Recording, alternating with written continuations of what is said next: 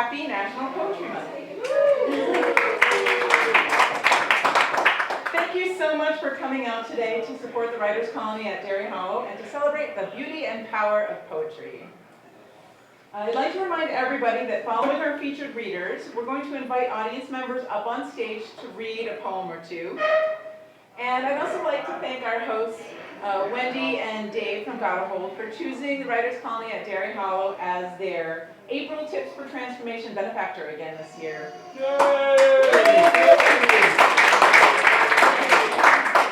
They pledged to donate 100% of the tips raised tonight to the WCDH Scholarship Fund, which supports emerging writers and those from marginalized communities who need financial support to benefit from a writing residency at the Writers' Colony at Derry Hollow. Since the fund was established in 2019, we've provided over $20,000 of financial aid to 46 writers, and we've subsidized 364 residency nights. Thank you for doing that. So please join me in a resounding thank you to Dave and Wendy. And I am proud to introduce our first poet. Melan is the winner of the Celebrate Maya Project Fellowship for Young Writers on Social Justice Issues. She recently completed her Bachelor of Arts in Creative Writing at Ashland University. While there, she worked for equity and inclusion, serving on the executive boards of the Black Student Alliance and the Athletics Diversity Council, and the programming committee of Eagles for Pride, which serves the Ashland University LGBTQ+ community. She's a 4-year varsity letter winner in women's lacrosse and was an English department mentor. In addition, she was an undergraduate writing coach at the Ashland University Multiliteracy Center. She served as an intern at Ashland University's MFA in Creative Writing program, the Ashland University Office of Diversity, and she completed a term with AmeriCorps. Wow. She's an overachiever, people. She received Ashland University's Diversity Enhancement Award for the 2019-2020 school year and was a recipient of a 2020 Cincinnati Black Pride Bizazzi Spark Award, which recognizes the efforts of area youth under the age of 29. Please join me in giving a warm Eureka Springs welcome to Melan White.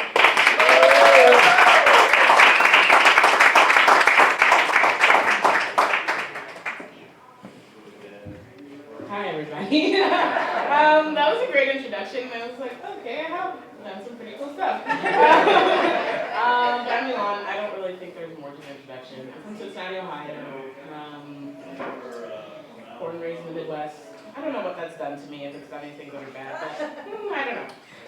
So a lot of the poetry that I'm reading tonight I've written since I've been here, and I don't really have another way of describing it besides like stream of consciousness poetry. Like, it's not gonna sound very formatted because it's not. Like, most of them have no punctuation. They're just written like straight, like pen to paper, going. So I'm gonna try to pace it and not speak too fast because I have a tendency to. But I'm going to start with something that I started with when I read my capstone when I graduated from college, and it's called a confidentiality agreement. So yeah, here we go. Confidentiality agreement. As a condition for indulging in the parts of me that ended up here, the parts of me that were unpacked on torn notebook pages, tattered napkins, and threadbare envelopes addressed to past versions of myself, things unpacked on subways, long car rides to the next nowhere, and long walks in search of sanity, I, insert your name here, do hereby agree to keep the following statements in mind as I listen to this body of work. Number 1, the writer, like any human, is in search of answers to questions that only result in more questions than answers. Essentially, I'm trying to tell you that I have no fucking clue what I'm doing on these pages besides trying to process what I have done to life and what life has done to me. It's not always pretty, it does not always make sense, should just show me some grace. Number 2, intersectionality is a very real thing. It is not a beast or a burden, it just is. Kimberly Crenshaw says that we cannot exist in a world as just one part of ourselves. We are, in the utmost cheesiest way, layered onions. We both cry and make others cry when our layers are peeled back, And what I mean here is that I am the sum of all the pieces of my pie, but it is not an accurate representation to only take a slice of me.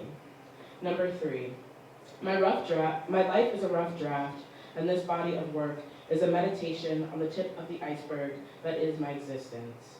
Some days I feel as though my life has been defined by my last 5 years in college, and other days I feel like I have not yet written anything in my life in pen, and it is all yet still erasable. So the first piece is called What Do You Owe to Nature?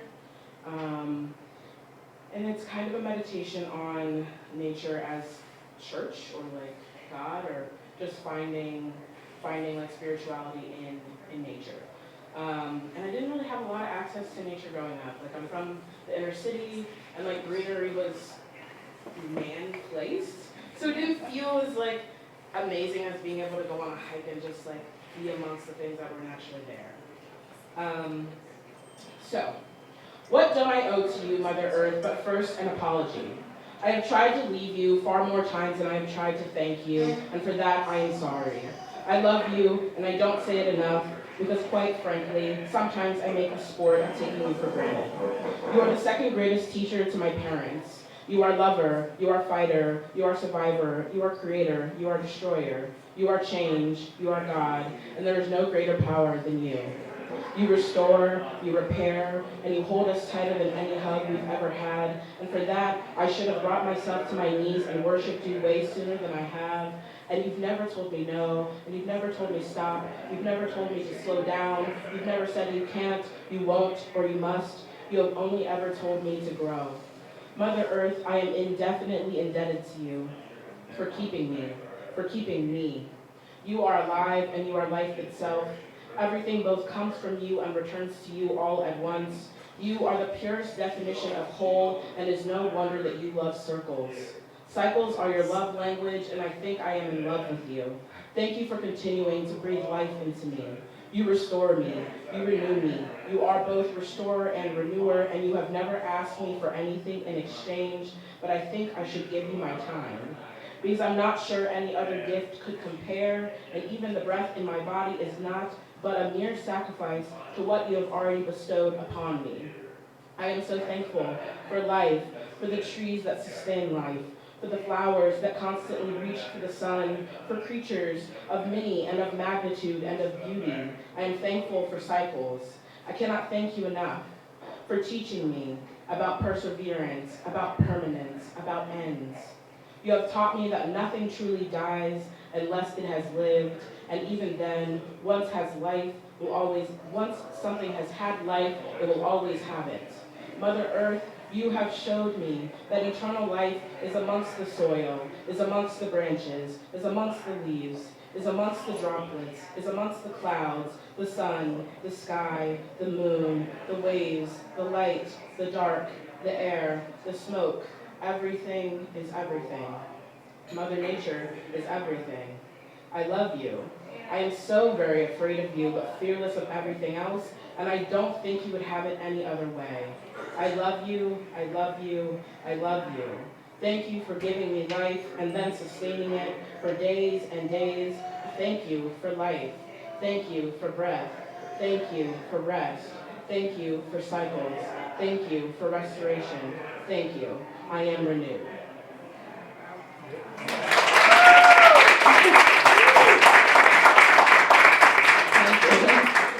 Okay, so I am an oversharer, and this is it'll make sense once I start these next couple ones, but I recently got a diagnosis of bipolar disorder, which has been very weird to sit with, because sometimes in like the Black community, we don't talk about it as deeply as I feel like we could, so I just turn to the journal most times. So this piece is called New Name.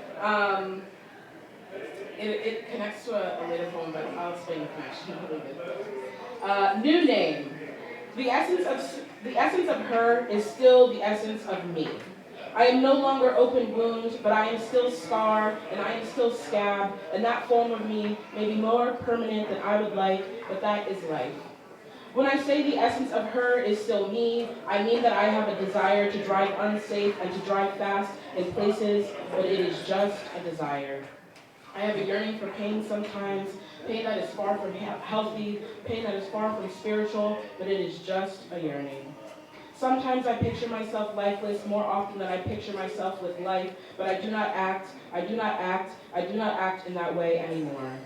I use my brakes on the back roads and in the hills of Arkansas because there is still a part of me that wants to be safe. I want to be alive, and I used to use that phrase as a lie, and I am still pretty unsure of what all being alive, living alive means, but I do know that it will still hurt sometimes. But I want it nonetheless. Being alive is an act of healing from not wanting to be alive. I am the essence of a girl who did not want life, and I am still the essence of her, but I am new, but I am blooming, but I am burning into something and someone reborn, and what is more romantic than loving your inner child? I circle back to past iterations of myself often. I write on a carousel of being me and being variations of me, but every single variation comes full circle. She lives on, she lives full, and I think I might call her Genesis as an origin story, or Ezra as an helper of herself.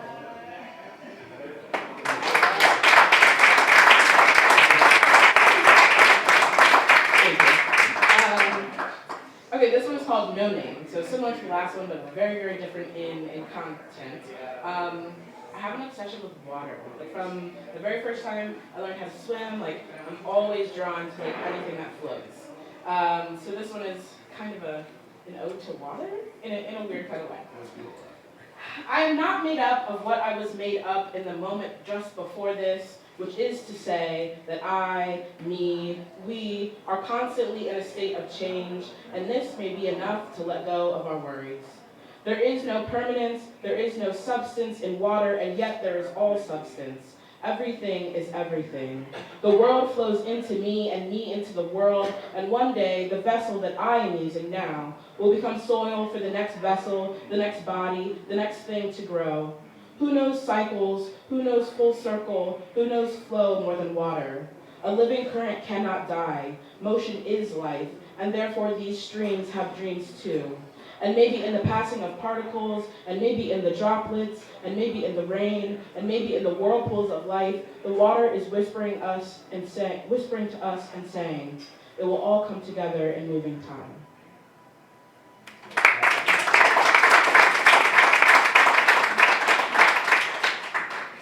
Okay, so this next poem connects to the first one. It's called Inked Truth. And so part of bipolar disorder is that you will have like phases of mania that feel like your brain is in overdrive in some iterations. And for me, it is better to get it out on page than to do it in like actions in life, because that can be dangerous. So this is called Inked Truth, and it was the same poem as New Name, but then it felt like there was a natural place to stop and kind of start a new piece. So this is that new piece. I wonder if these pages, this pen, this moment, this room, this opportunity, these signs, I wonder if this earth, those leaves, the wind, the flurry, the smiling locals, I wonder if my willpower will save me this time. I wonder if it will save me next time. I write like a winner, I talk like a winner, I present like a winner because I have to.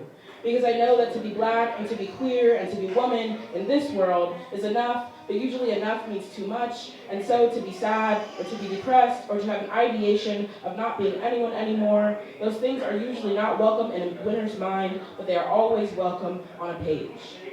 In these pages, in between these lines, in between this ink splatter and the next, I can be weak. And since these pages, this pen, this mind, and this moment know the truth anyway, I don't waste time telling my journal pages that I am sad because they already know this. They whisper amongst the others, and they say that they all saw this coming. They know I will always pour my sadness into any container that can't remember my name, be it someone drunk at the bar, drunk in my bed, drunk in these pages. I think I am drunk. I want these pages to tell me something true. I love when my drunken thoughts translate into sober reality or sober poems, and I want these pages, this pen, this poem, this heart, this iteration of my reality to tell me that the things I've done to my body I won't always regret, and the sadness that I feel will only only last as long as I let it.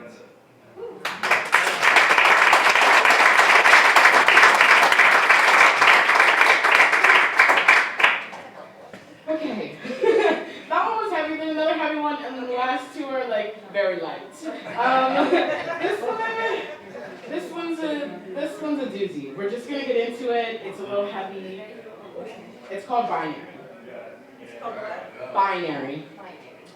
I tried to bend gender backwards, but the world wants the black girl to sit down and the black boy dead, and only one of those options brings me back home to my mother alive tonight. I am not trying to tell you that I am trans because the world can't seem to handle my blackness as it is, so I'd be playing a game of Russian roulette, gun to my temple, bang, bang, bang, bang, no more trigger pulls. I'm trying to talk to you about the suicide rates in black trans bodies in this anti-trans country. It is no better end to choose to take your own life than it is to live in a world who wants to take your life away from you. I'm gonna take a step back. I'm not trying to say that I am trans, but I am trying to say that the world is going to perceive me how they want to anyway. If I wear a hoodie, if I wear my bald head, if I drive 7 over the speed limit, but with the flow of traffic, might I add, there's always a chance that an officer's holster is already empty at the sight of my blackness and my masculinity combined.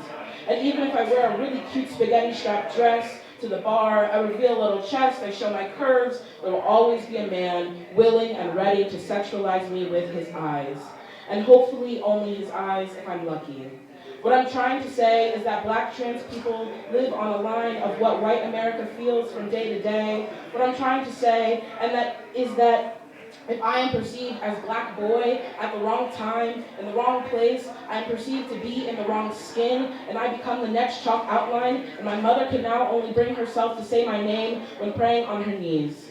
What I am trying to say is that if I am perceived as black girl, the world will open the door to plunder my body, to plunder my brains, to take what they want and pay me twice as little as they will pay to plunder the rest. What I'm trying to say is that I spend a lot of time considering what utility my gender serves, of what use it is for the world to know what's between my thighs or between my shoulder blades. And maybe what I'm trying to say is that one day, black trans people won't have to offer up the history of their genitalia as a humiliating token just to simply pass into the next day.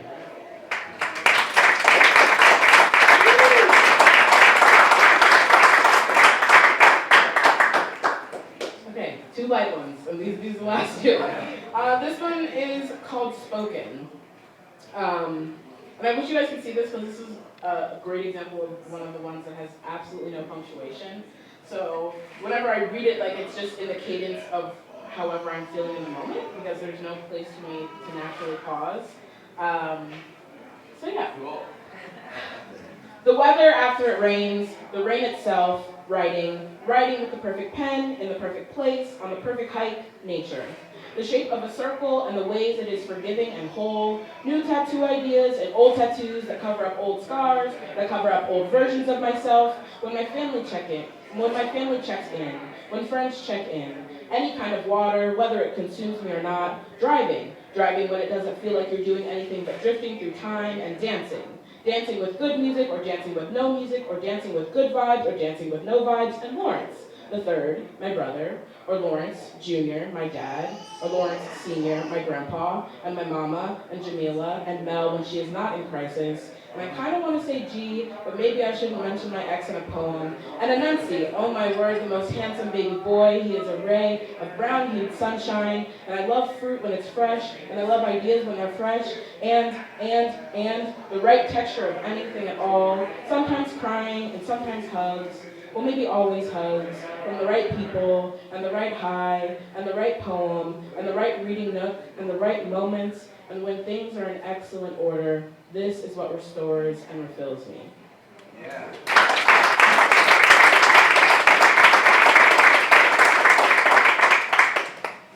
Okay, this last one is called Ascension, and I was not a daddy's girl until I was, and it's been like no going back. He's my best friend on the planet.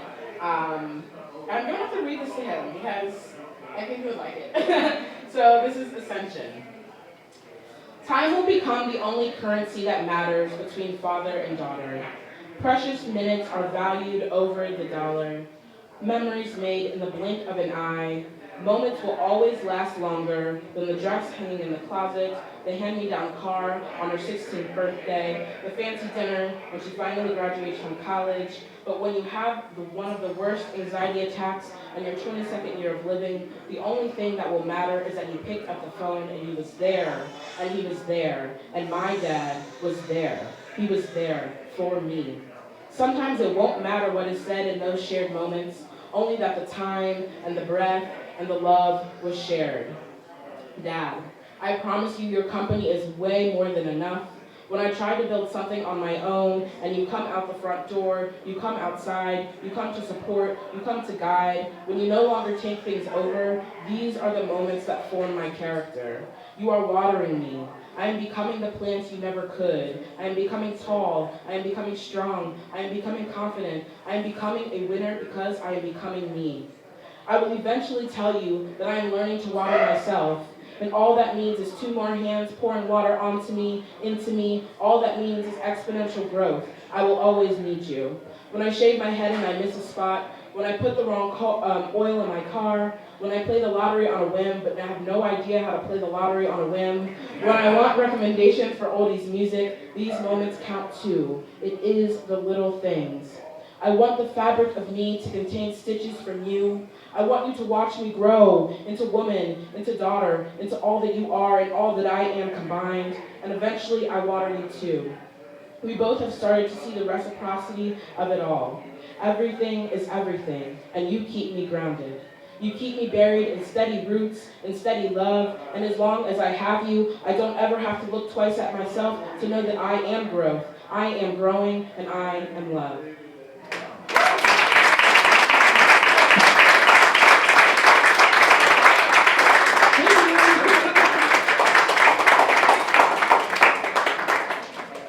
That was like the epitome of the power and beauty of poetry. Thank you, Melan.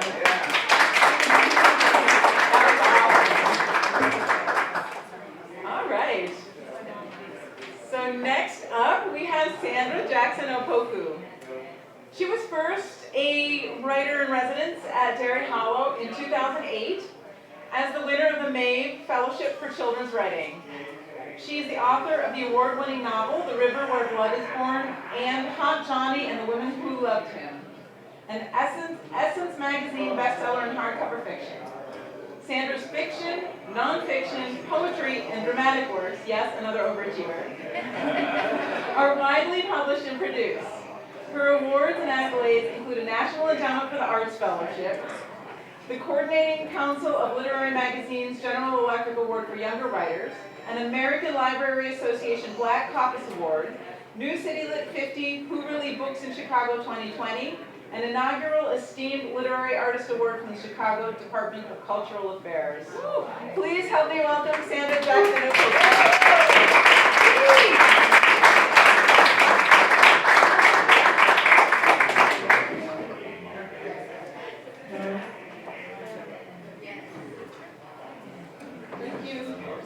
For that wonderful introduction. Thank you, Melan, for that amazing, honest, raw, and real poetry. Thanks, everybody, for coming out.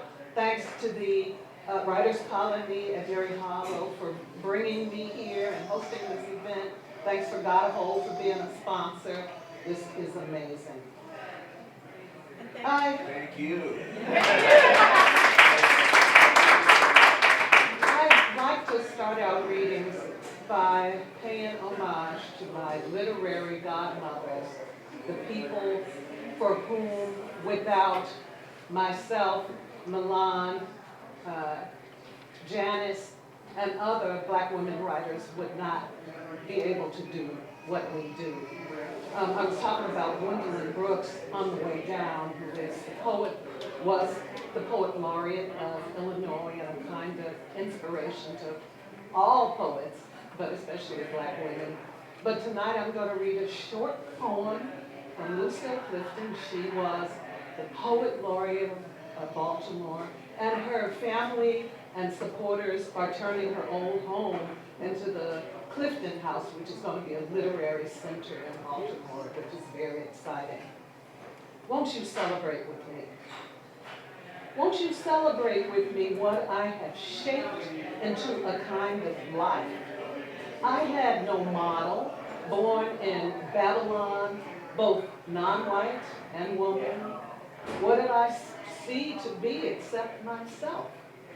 I made it up here on this bridge between starshine and clay, my one hand holding tight, my other hand.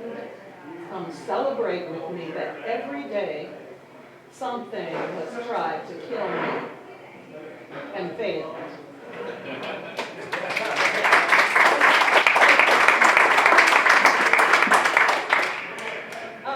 I'm going to read my latest poem. It's not that recent, but it's something that I think has kind of made a moment of presence for me in the light of the situation going on in the world. It's called Viajeros del Alma, Soul Travelers. And when I wrote this, I was thinking about the people who are disrupted from their lives voluntarily, involuntarily, the people who are trafficked, the refugees, the people in search of some type of peace, freedom from political or sexual or gender prosecution, and the forces that attempt to keep them from achieving this. We cross uncertain borders, belongings in sacks, refugees and runaways, coyotes at our backs. We walk rocky ways scarred with brands and tattoos to the syncopated rhythms of our drums and our blues. Hope serenades us in our lonely hours with broken guitars and stunted flowers. We drink the broth of exile from a chipped china bowl, steeped in music and memory, our sauce of our soul. So, before I go on, I have a little disclaimer to make, and that is that I delight in being a multi-genre writer who is unafraid. Well, maybe I am sometimes afraid to try new things, but I still do. It's been a while since I've written poetry, but I would like to think that my poetry lives in my prose. I've been concentrating on the novel form most recently and trying to achieve the same lyricism, not necessarily the brevity, because even when I was writing a lot of poetry, I was very long, poetic sagas. But, and the use of devices of simile and metaphor and imagery and stuff. So this is actually fiction. It's a monologue from my first novel. It's told in the voice of a newborn child born on a slave ship between freedom in Africa and enslavement in the Americas. It's called A Daughter Named Diaspora. If I could, I would tell my story.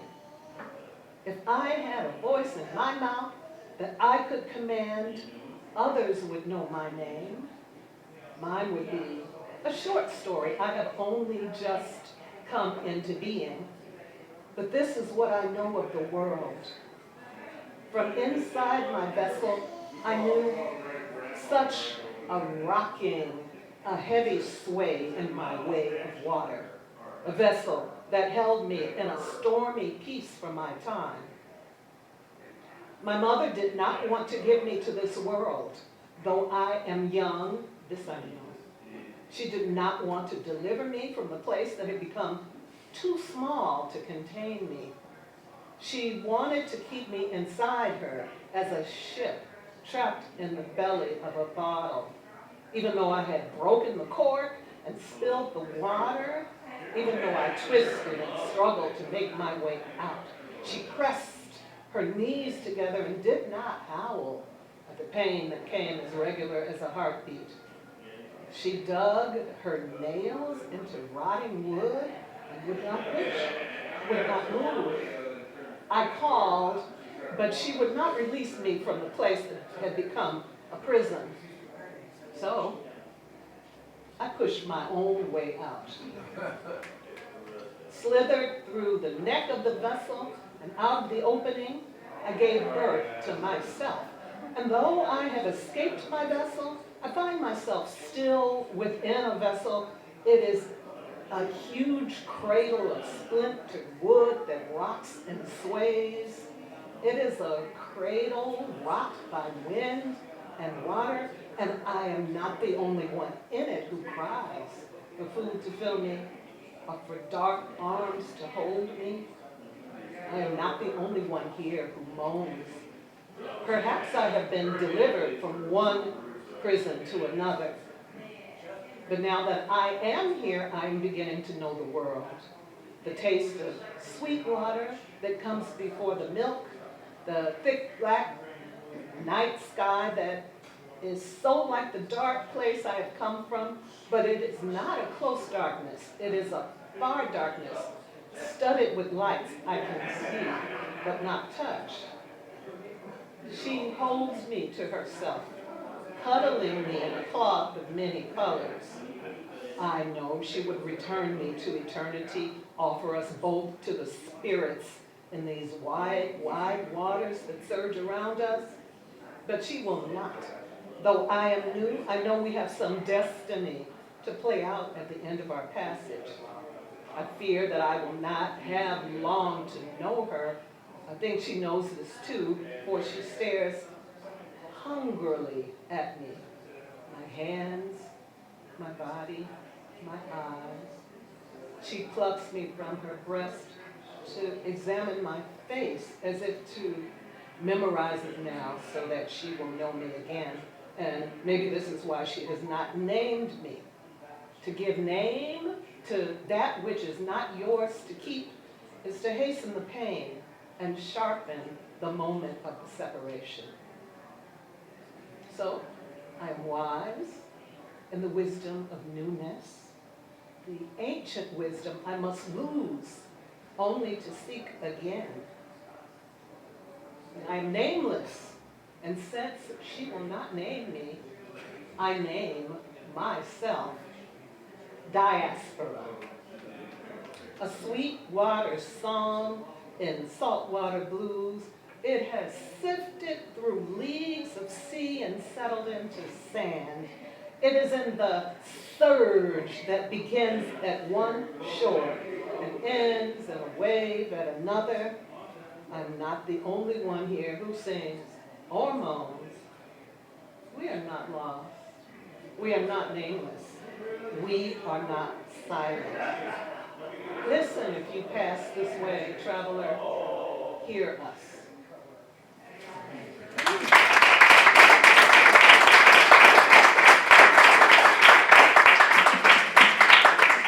I'm going to finish up with a brief passage from work that I've been doing since I've been here.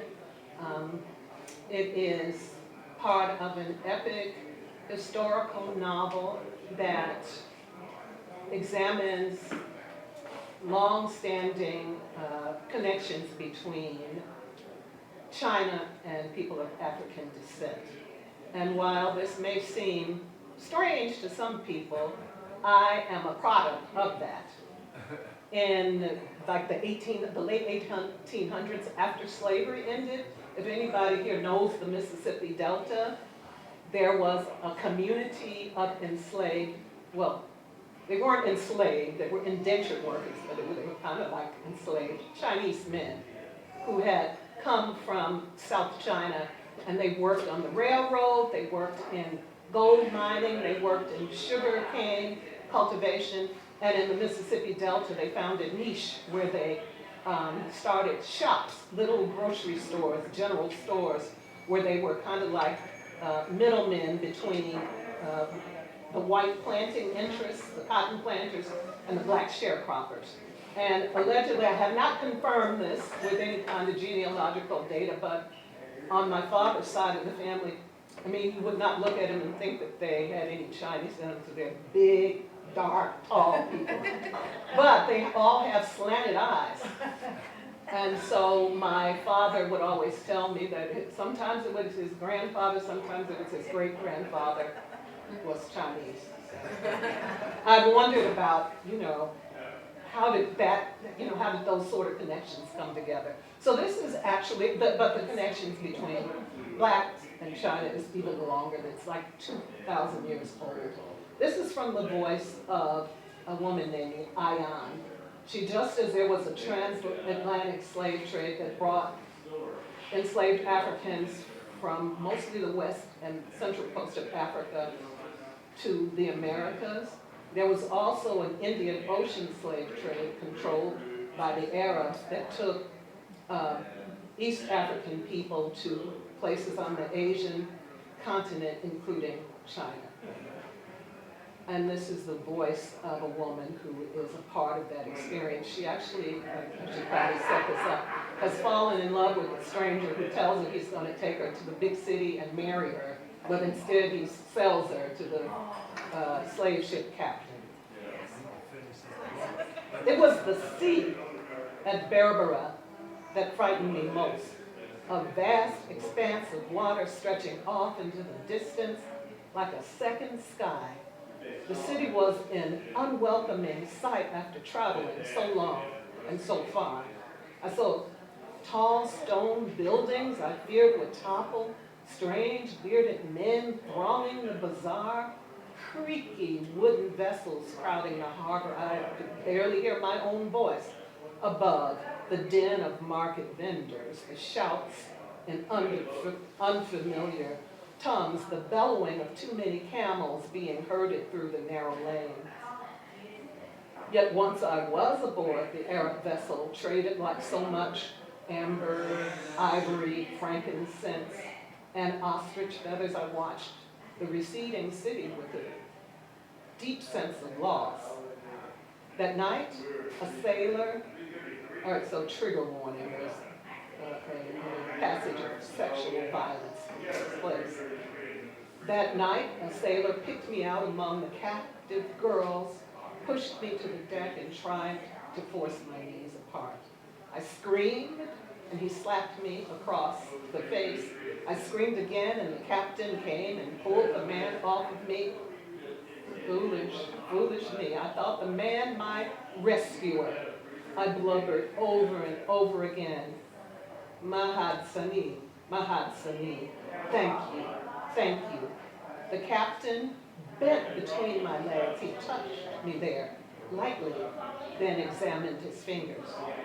My mother had done the same thing when she caught me riding camels, climbing the frankincense tree, or East Tonka fighting with my next older brother.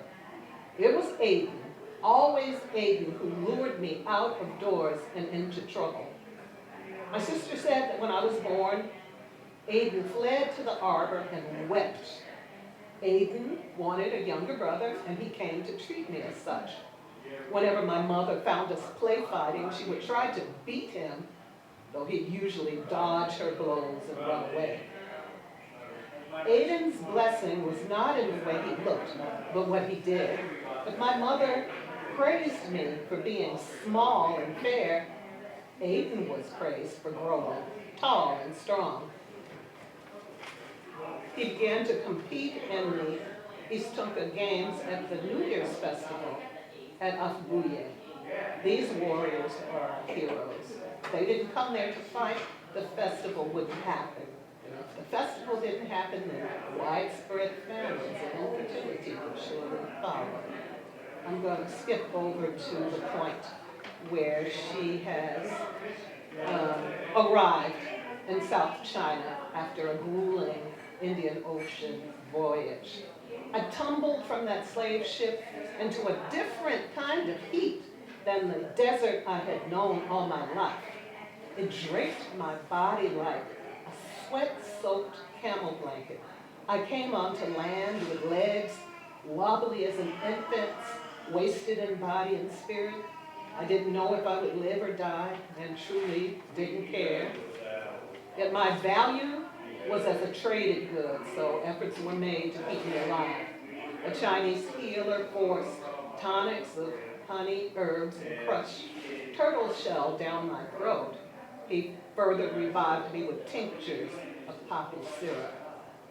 Servants dressed me in garments of variegated silk made in a different style and texture, further marking my foreignness.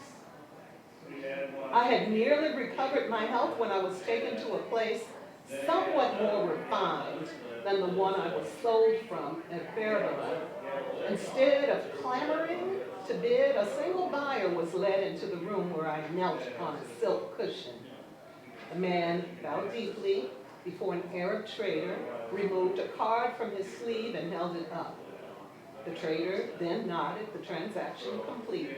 I never saw any taels exchange hands, but I knew it had been arranged. I thought I now belonged to the elderly man who led me out to a waiting palanquin. I soon discovered he was but a manservant in the employ of a wealthy nobleman. Both of my brown-skinned sisters had managed to make a good marriage, and I, the yellow bat, their fairest sibling, was expected to marry well, would now bear the shame of a sullied woman. If there's anything in this story to celebrate, it is knowing that my family was too far away to witness my disgrace. And on that somber note, I am going to stop here, and thank you for hearing me.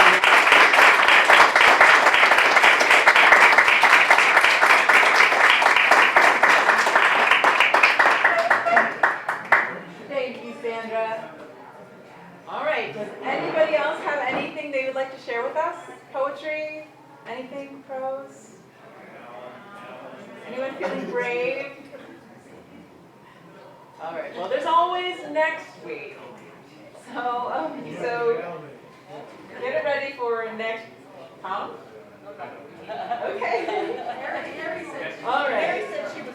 So I want to give a special shout out tonight to WCDH alumna Janice Kearney and her sister Janetta Kearney, who came all the way from Little Rock to join us this evening. Janice is the president and founder of the Celebrate Maya Project, and Janetta Kearney is one of the generous sponsors of the Celebrate Maya Project Fellowship, which brought Melan to Eureka Springs and the Writers' Colony in Dairy Hollow. So let's give them a thank you.